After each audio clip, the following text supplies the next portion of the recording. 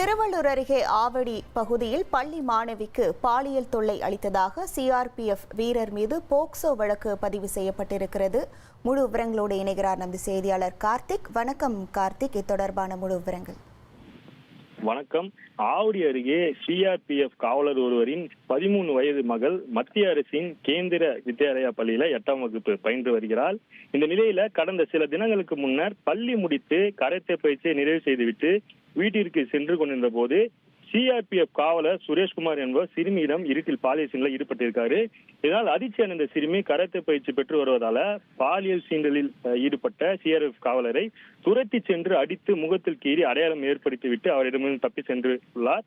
இது குறித்து சிறுமி தனது பெற்றோரிடம் கண்ணீர் மல்க நடந்ததை தெரிவித்திருக்காரு. இதனால் அதிர்ந்து போன பெற்றோர் சிஆர்பிஎஃப் உயரதிகாரியிடம் புகார் அளித்திருக்காங்க. மேலும் சிறுமி தான் ஏற்படுத்திய காயத்தை வைத்து அடையாளமும் காட்டியுள்ளார். ஆனால் சிஆர்பிஎஃப் அதிகாரிகள் எந்தவித மேல் நடவடிக்கையும் எடுக்காமல் அலட்சியமாக இருந்ததாக கூறப்படுகிறது.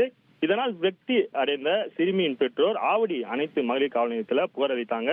புகாரின் அடிப்படையில் போக்சோ வழக்கு பதிவு செய்த ஆவடி அனைத்து மகளிர் காவல் ஆய்வாளர் முத்துக்குமாரி சிஆர்எஃப் அலுவலகத்தில் சென்று உயர் அதிகாரிகளுக்கு தகவல் தெரிவித்திருக்காங்க. பின்னர் நீண்ட போராட்டத்திற்கு பிறகு சிஆர்எஃப் காவலர் சுரேஷ்குமாரை கைது செய்து காவல் நிலையம் அழைத்து வந்து தற்போது விசாரணை மேற்கொண்டு வராங்க. இந்த சம்பவம் பெரும் பரபரப்பை ஏற்படுத்தியிருக்கிறது.